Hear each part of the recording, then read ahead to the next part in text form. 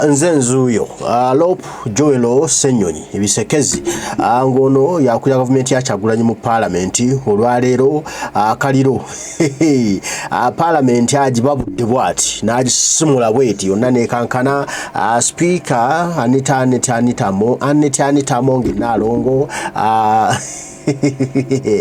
kansoke nkulage Joelo ono ensonga yamulondesa yamuweesa obwa Lop agikola bulungi. Thank you, Right Honorable Speaker. Right Honorable Speaker, we have seen communication from the Minister for the Presidency that her ministry has appointed 2 assistant RDCs per district and per city, about 300 of them. Right Honorable Speaker, we would like to be kept in the loop to understand a couple of things. One, government has been pushing us on rationalization, saying we need to rationalize entities, send them back to the ministries so that we can save taxpayers' money, so that we can cut down on government expenditure. And that justification makes sense. But as we are doing that, Right Honorable Speaker, we are then seeing... What is the order for? Madam Speaker, this regime is for the National Resistance Movement. And I think the National Unity Platform should allow the National Resistance Movement to organize government. Madam Speaker, this helps us to understand. You can't have an order on order. Madam Speaker, him to finish his order. Why don't we get civilized, for heaven's sake? Madam Speaker, I want to thank you for your wise words of wisdom. Civilization is key in political leadership. And really, opposition should leave the ruling government to organize its system. Because if we don't have a proper system running a country, we shall not have effective service delivery. I therefore don't know whether the leader of opposition is in order to bring such an issue when we have very many burning issues for this country. Thank you. Thank you. You know, if I'm to understand what the leader of opposition was saying, the leader of opposition prematurely was stopped. And I would actually request that we first understand what he says, what he wants to say. Then we make a pronouncement on that. If it is in line with what Honorable Macho is saying, I will still give a ruling to that effect. So let's first get here what the leader of opposition is saying. Thank you, Right Honorable Speaker. Also keep educating ourselves about our roles. The role of the leader of the opposition is to keep the government in check. I just thought I should educate my colleague. Back to the issue I was raising, Right Honorable Speaker. Government has been pushing us to rationalize, the justification being to cut down on government expenditure. And like I was saying, that's a compelling argument. But while we are rationalizing to save taxpayers' money, to cut down on government expenditure, here then comes another huge government expenditure that we need to understand, because you cannot preach water and then drink wine. What do I mean? You cannot say, let's rationalize, let's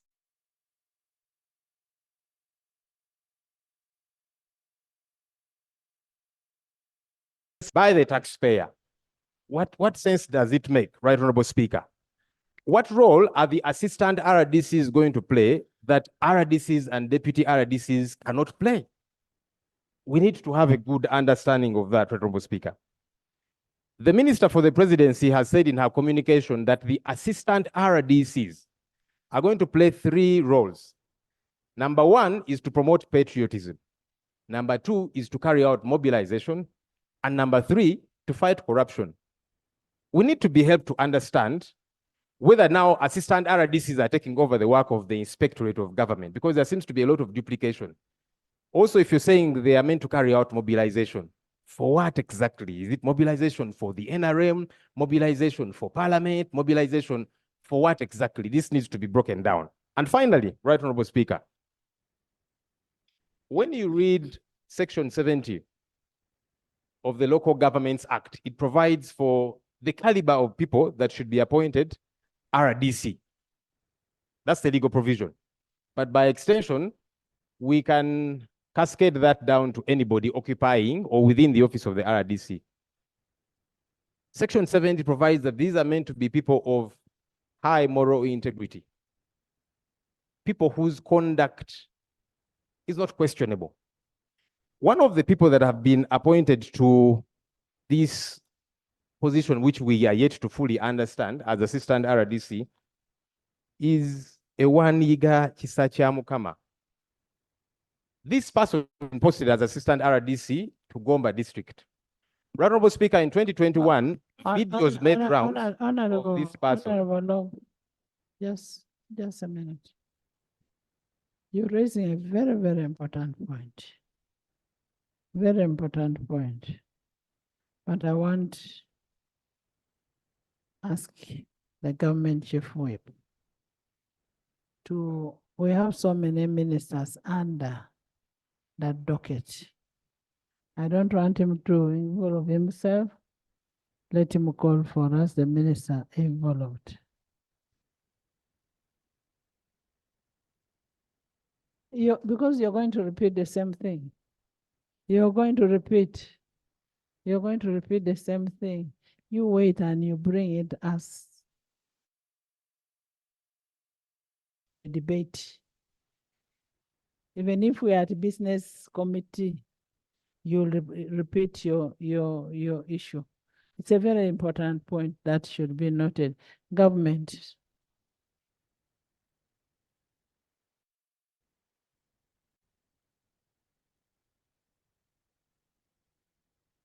Right Honorable Speaker, I want to thank the Leader of Opposition for raising this matter where he's seeking clarity. And he states in clear terms that his role is to keep the government in check. But our role in government is also to sustain our stay through the support of the people of Uganda.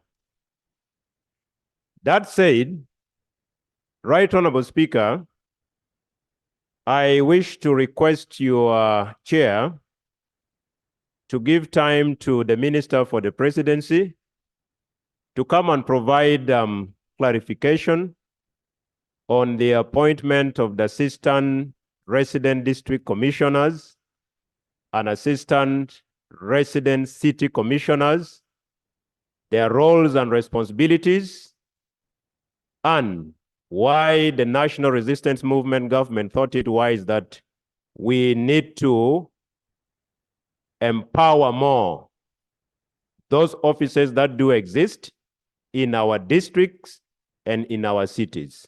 I beg to request that you give our time, and in the circumstances, we could proceed with the items on the order paper. If that pleases you, you could give the appropriate time for her to come and explain. Thank you. Can you, Honorable Government Chief Whip, can you first try to call her up and then you tell us her availability before we decide to give her time?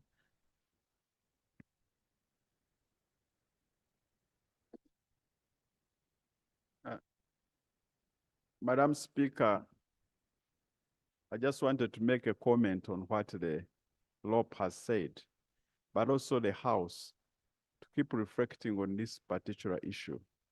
When we sit as the House and approve the budget, approve these items, because I remember in this budget, we approved money for assistant RDCs.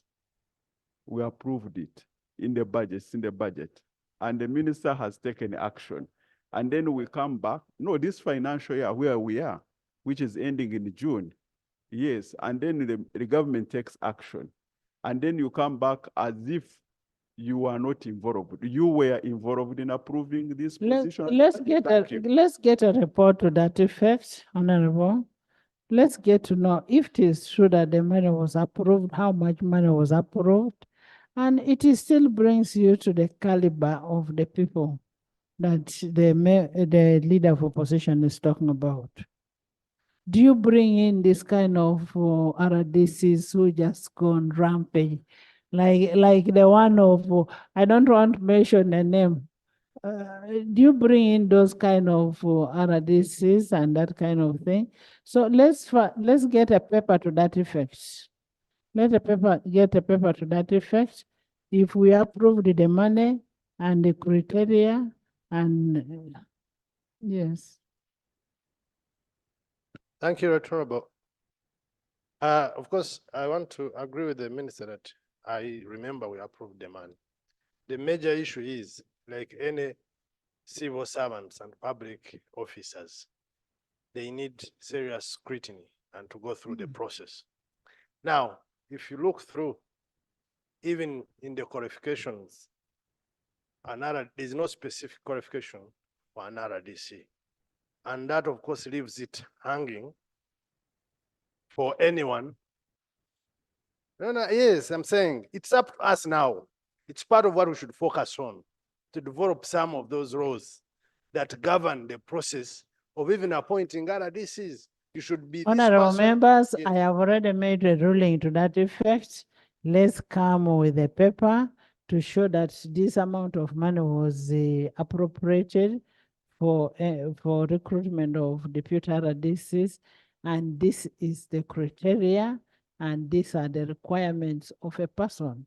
You cannot pick somebody just from nowhere to come and claim to be an RDC when a person has a bad track record. So these people, they must do a due diligence on that.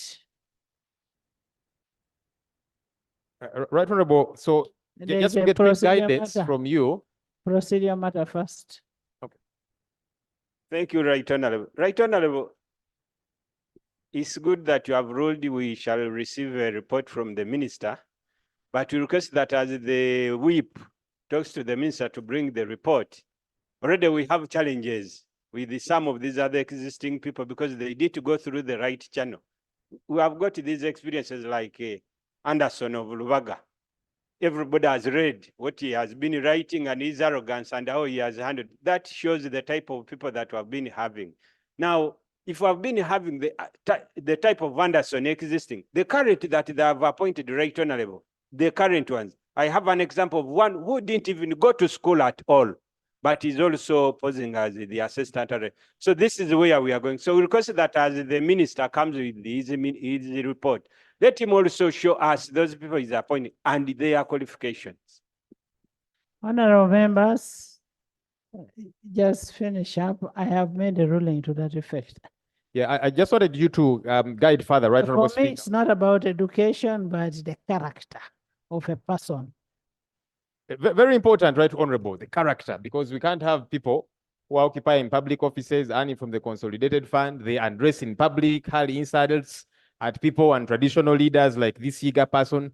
It's unacceptable. Right Honorable Speaker, if you could guide further, because you had asked the government chief. But I want to refer you to Article 203, Resident District Commissioner. There shall be each district a resident district commissioner who shall be appointed by the president. For a person to be appointed as a resident district commissioner, he or she shall be a citizen of Uganda and qualified to be a member of parliament, an equivalent of a member of parliament, and that is merely just S6. The functions of a resident commissioner are, you'll see from there. But what is paramount is that you should qualify to be a member of parliament. Thank you, Right Honorable, for that pointer. So there is clear yardsticks, academically, character, morality, and all of that. Right Honorable, you had asked the government chief whip to step out and establish the availability of the minister, but then there's also the paper that should be presented to Parliament. And we should avoid this aspect of somebody working in the district where he's born. Somebody working in a district where he's born. Because that's how they start fighting in the sitting leadership. Next item. I am going to get a paper to that effect, and we are going to scrutinize. Next item. Item 3. You know, I'm even losing my voice, Mukatolic. And agency. As the other minister comes, whether to be procedure okay, also to invite the Minister of Works here. Madam Speaker, Masaka Road broke down. And this road, there is a lot of challenge along this road. And the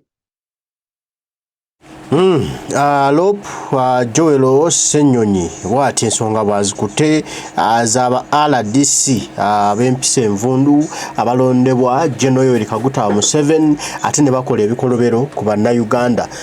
Mulimu abantu abatweyambulira ne batukunamya abatubadde ebisiraani ate be balonze bawadde obukulu bawadde ebinene olwo n'oga tunaabeerawo tutya eggwanga liragawa. Naye kasita ensonga agikuttemu oyo gwe bayita Joelo Ssenyonyi ensonga azikubamu tucheck n'abacekinga ne bakankana era omuliro oguwulidde buli omu avuddeyo n'ayogera aboogedde amazima abagezaho okubikkiriza byonna boogedde ye ogugwe gwakulabisa era abalabisizza kati otegedde ani yaani. Kale mbaagala nnyo mwenna abaliko bagundi mwe bali kubeerako Omukama Katonda gwe nsaba bankuumire tujja kuba tuddamu ebigambo nga tubigamba bwana bakkiriza lunaluga bannamugereka batayi mweraba.